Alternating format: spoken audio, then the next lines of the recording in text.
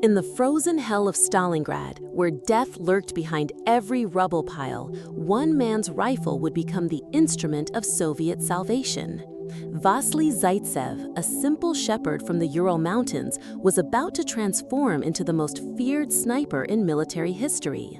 But the secret behind his incredible accuracy would shock even his closest comrades. Could you maintain such deadly precision under unimaginable pressure? The winter of 1942 had turned Stalingrad into a graveyard of concrete and steel. German forces had pushed deep into the city, controlling nearly 90% of the urban landscape. Building by building, street by street, the Wehrmacht seemed unstoppable. But in the midst of this apocalyptic battlefield, Senior Lieutenant Vasily Grigorievich Zaytsev crouched in the ruins of a department store, his Mosin-Nagant rifle steady against his shoulder. Through his scope, he could see German soldiers moving with confidence through what they believed was secured territory. They had no idea that death watched them from 400 meters away. Vasily's finger rested gently on the trigger, his breathing controlled despite the sub-zero temperatures that froze exhaled breath into ice crystals. His first shot of the day was perfect. A German officer fell silently, never knowing what had hit him. The second shot came 30 seconds later, dropping a machine gunner who had been terrorizing Soviet positions for days. By the time the Germans realized they were under sniper fire, Vasily had already claimed his third victim and melted back into the rubble like a ghost. What most people didn't know was that Vasily's incredible marksmanship stemmed from a childhood tragedy that had shaped every aspect of his character. When he was 12 years old, wolves had attacked his family's sheep herd during a brutal Siberian winter. His grandfather, the village's most respected hunter, had been killed trying to protect the animals that meant survival for the entire community. Could you turn personal tragedy into the weapon that would save an entire nation? That night, as Vasily cleaned his rifle in the basement of a destroyed school building, political commissar Danilov approached him with obvious excitement. The commissar had been documenting Soviet heroism for propaganda purposes, and Vasily's kill count was becoming impossible to ignore. "Comrade Zaytsev," Danilov said, his breath visible in the frigid air, "Command wants me to tell your story. The people need heroes, and you're becoming legendary." Vasily looked up from his weapon maintenance, his weathered face showing neither pride nor satisfaction. "I'm not a hero, Commissar. I'm just a hunter doing his job." But Danilov had already begun crafting the legend. Within days, newspapers across the Soviet Union would carry stories of the deadly shepherd who was picking off German invaders one by one. The propaganda machine had found its perfect symbol of Soviet resistance. What Vasily didn't realize was that his growing fame would soon attract the attention of Germany's most elite sniper, setting up a deadly game of cat and mouse that would determine the fate of Stalingrad itself. But the real shock came when German High Command decided to send their best marksman to hunt the hunter. Major Erwin Koenig had earned his reputation in the forests of East Prussia, where he had eliminated over 200 enemy soldiers during the early phases of Operation Barbarossa.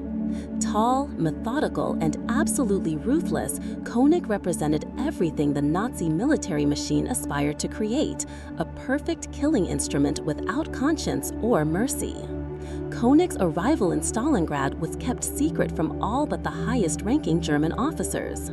His mission was simple: locate and eliminate Vasily Zaytsev, thereby breaking Soviet morale and clearing the way for final German victory in the city. The psychological warfare began immediately. German loudspeakers throughout the city began broadcasting messages specifically targeted at Vasily. "Zaytsev, we know where you are. Our best sniper is hunting you now. Surrender and your death will be quick." But Vasily had survived the Siberian wilderness, the brutal Soviet military training system, and months of urban warfare. A few German psychological tricks weren't going to break his spirit. If anything, they only strengthened his resolve. During one particularly brutal engagement, Vasily found himself pinned down in a bombed-out factory with his spotter, Nikolai Kulikov. German infantry had surrounded their position, and escape seemed impossible. Through his scope, Vasily could see enemy soldiers systematically searching the building, moving closer to his hiding spot with each passing minute. "We're trapped," Kulikov whispered, his young face pale with fear. "What do we do?" Just then, the roar of Katyusha rockets shifted the battle's momentum in their favor. The Soviet Stalin organs unleashed their devastating barrage directly onto the German positions surrounding the factory. The explosions were so intense that the building shook like an earthquake, sending chunks of concrete and twisted metal flying in all directions. In the chaos, Vasily spotted his opportunity. Moving with the fluid grace of a predator, he repositioned himself at a blown-out window on the factory's third floor. From this new vantage point, he had a clear view of German soldiers retreating from the rocket attack. His rifle spoke 5 times in rapid succession, each shot claiming a life and adding to the legend that was growing around his name.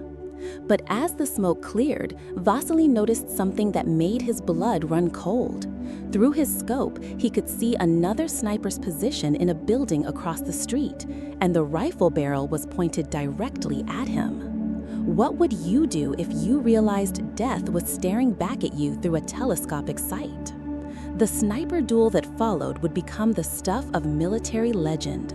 For 3 days, Vasily and Koenig stalked each other through the ruins of Stalingrad, each man trying to outthink and outmaneuver his opponent. They used decoy positions, false movements, and psychological warfare techniques that pushed both combatants to their absolute limits. On the first day, Koenig nearly got his shot when Vasily exposed himself while helping wounded Soviet soldiers. The German's bullet missed by centimeters, embedding itself in the concrete wall where Vasily's head had been moments before. The sound of the near miss echoed through the ruins like a death sentence barely avoided. On the second day, Vasily thought he had Koenig lined up perfectly. He had tracked the Germans' movements to a church bell tower that provided excellent overwatch of Soviet positions. But when Vasily took his shot, he discovered he had been firing at a carefully constructed dummy. Koenig's real position was 50 meters away, and his return shot shattered Vasily's scope and nearly blinded him with flying glass. The psychological pressure was becoming unbearable. Both men were operating on minimal sleep, constantly aware that a single mistake would mean instant death. Vasily's hands began to shake, not from cold, but from the accumulated stress of knowing that somewhere in the ruins, the perfect killer was hunting him. You won't believe the ingenious trap that finally decided this deadly game of chess. On the third day, Vasily devised a plan that required nerves of steel and perfect timing. He positioned a metal helmet on a stick, creating what appeared to be a Soviet soldier taking cover behind rubble. The helmet was placed so that it would be visible from Koenig's suspected position, but only for a few seconds at a time.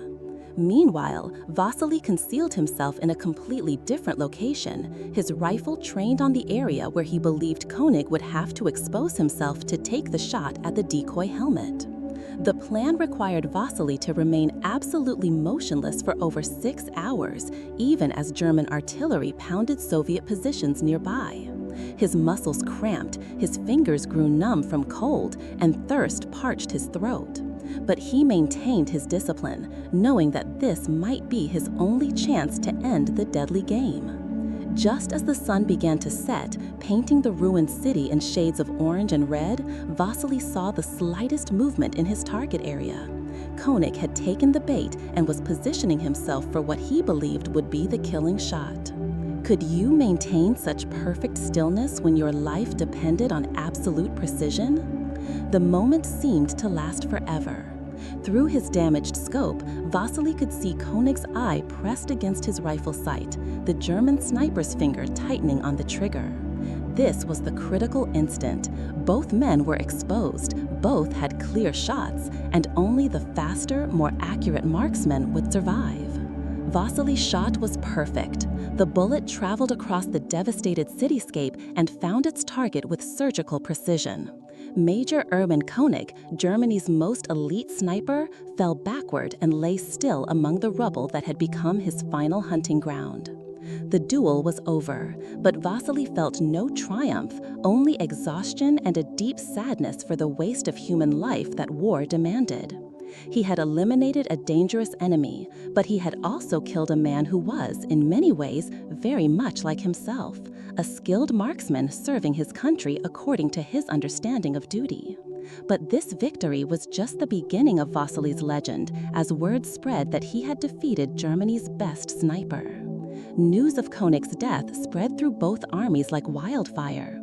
Soviet morale soared, while German confidence wavered. The propaganda value was immense.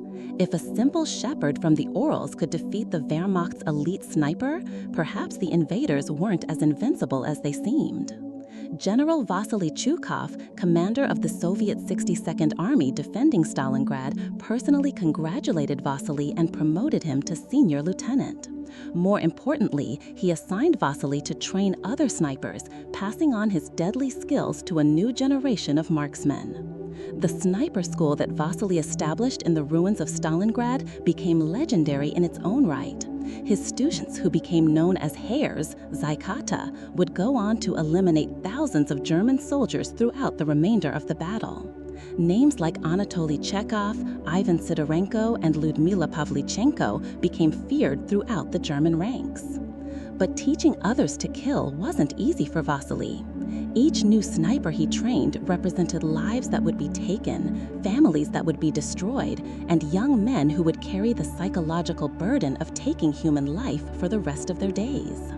Wait a moment, what hidden cost did this deadly expertise exact on Vasily's soul? As winter deepened and the Battle of Stalingrad raged on, Vasily's kill count continued to climb. Official records credited him with 225 confirmed kills, but the actual number was likely much higher. Each day brought new targets, new opportunities to strike at the German war machine. However, the constant killing began to take its toll on Vasily's mental state. He started experiencing nightmares where the faces of his victims haunted his dreams. During the day, he would sometimes catch himself shaking uncontrollably, a condition that threatened his effectiveness as a sniper. His closest friend, spotter Nikolai Kulikov, noticed the changes in Vasily's behavior. "You're pushing yourself too hard," Kulikov warned during one particularly difficult night. "Even steel breaks under enough pressure." Vasily knew his friend was right, but he also understood that the fate of Stalingrad, and perhaps the entire Soviet Union, might depend on marksmen like him continuing their deadly work.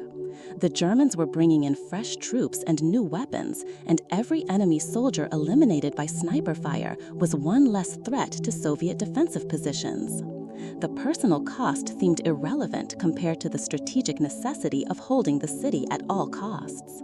What you've seen is nothing. The most dangerous mission was yet to come. In January 1943, as Soviet forces began their counteroffensive that would eventually encircle the German Sixth Army, Vasily received a special assignment that would test every skill he had developed. Intelligence reports indicated that a high-ranking German general was inspecting frontline positions, traveling with minimal security to avoid attracting attention. The target was General Friedrich Paulus, commander of the German Sixth Army and the man responsible for the brutal assault on Stalingrad.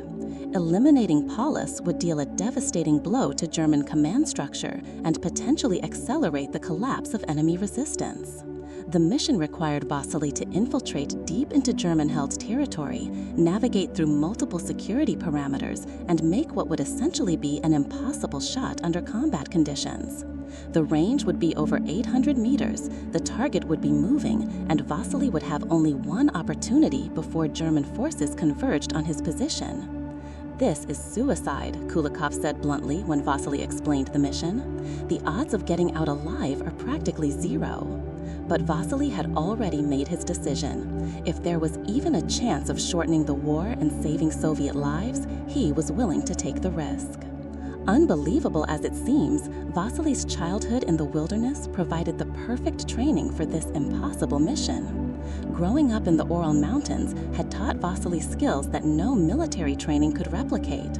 He knew how to move silently across difficult terrain, how to find food and water in hostile environments, and most importantly, how to remain invisible to both human and animal predators. The infiltration took 3 days. Vasily moved only at night, covering his tracks meticulously and avoiding German patrol routes that he had memorized from weeks of observation. He carried minimal equipment, his rifle, 20 rounds of ammunition, and enough food for 4 days.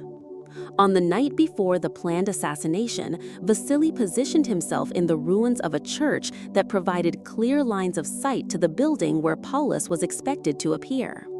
The church had been bombed repeatedly, but its bell tower still offered excellent concealment for a sniper. As dawn approached, Vasily could see German activity increasing around the target building. Staff cars arrived carrying officers, and security perimeters were established. Through his scope, he watched German soldiers setting up communication equipment and preparing for what was obviously an important meeting. Could you maintain such perfect patience when the fate of millions hung on a single bullet? At exactly 0800 hours, General Paulus emerged from the building, flanked by 2 other high-ranking officers. He was tall, distinguished-looking, and carried himself with the confidence of a man accustomed to absolute authority. For a brief moment, he paused in the doorway, consulting with his subordinates about something on a map. Vasily's crosshairs settled on Paulus's chest. The range was 847 meters according to his calculations, and a slight wind from the southwest would require minimal adjustment. His finger tightened on the trigger as he controlled his breathing and heart rate through techniques learned during countless hunts in the Siberian wilderness. The shot that followed would change the course of history. Yet, could this single bullet really end the nightmare that had consumed Stalingrad? The bullet flew true, covering the distance in less than 2 seconds. But at the critical moment, one of Paulus's subordinates stepped forward to point out something on the map, inadvertently blocking Vasily's line of fire. The bullet struck the other officer instead, killing him instantly but leaving Paulus unharmed. Chaos erupted around the German headquarters. Soldiers scattered for cover, officers shouted orders, and within minutes, search parties were organizing to hunt down the sniper who had demonstrated such incredible range and accuracy. Vasily knew he had perhaps 10 minutes before German forces surrounded the church. His primary mission had failed, but he had eliminated a senior German officer and thrown their command structure into confusion. Now he had to focus on the seemingly impossible task of escaping alive. The extraction was even more harrowing than the infiltration.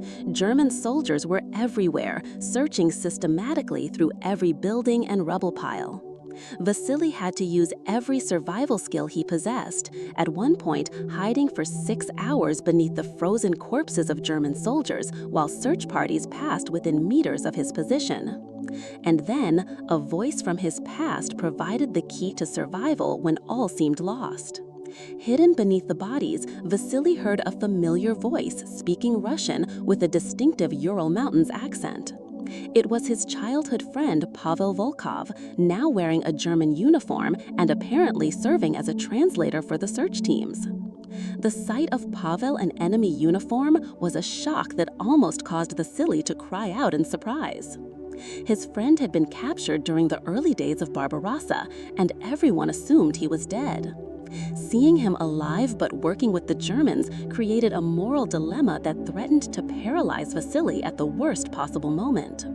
When Pavel's search team approached Vasily's hiding spot, the childhood friends locked eyes for just an instant. Pavel's expression showed recognition, fear, and a desperate plea for understanding. Without speaking, he directed his German companions away from Vasily's position, claiming that the area had already been thoroughly searched.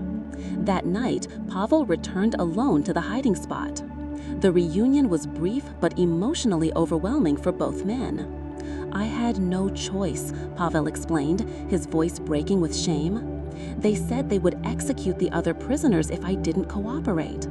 I've been trying to survive, hoping someday to escape or find a way to help our people." Vasily understood. War created impossible situations where survival sometimes required compromises that would have been unthinkable in peacetime.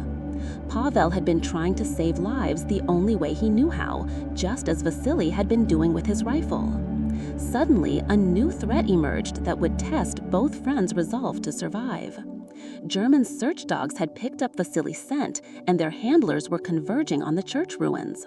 The animals were specifically trained to locate hidden enemies, and their keen senses made concealment nearly impossible.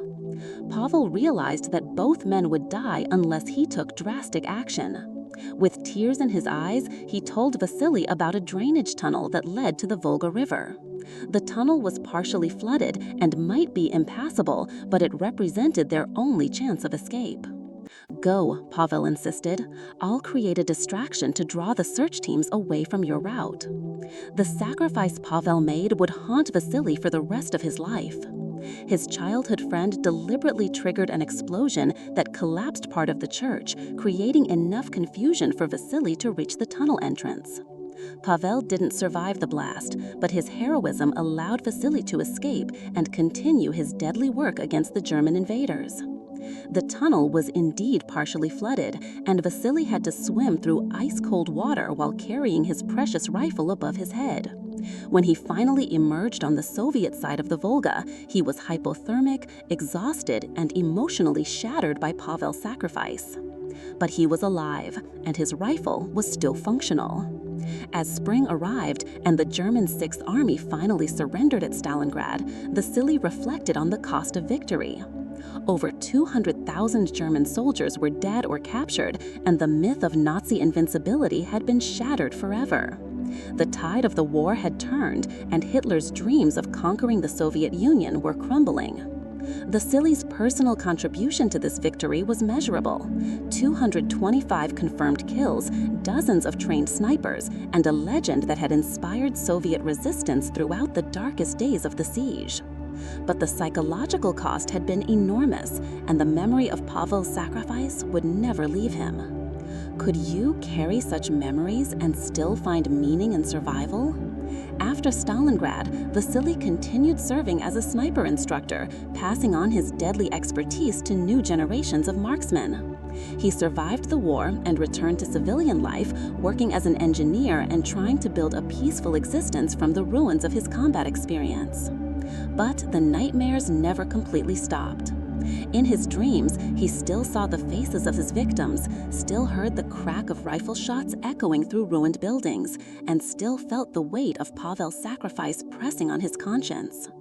Years later, when asked about his wartime experiences, Vasily would say simply, "I did what was necessary to defend my country. The cost was higher than anyone should have to pay, but the alternative was unthinkable." His story became a symbol of Soviet heroism, but also a reminder that war in war always comes with a price that extends far beyond the battlefield. The shepherd boy from the Urals had become history's most famous sniper, but he had also learned that some victories require sacrifices that can never be fully repaid. The Battle of Stalingrad ended on February 2, 1943, but for Vasily Zaytsev, the war would continue in his memories for the rest of his life.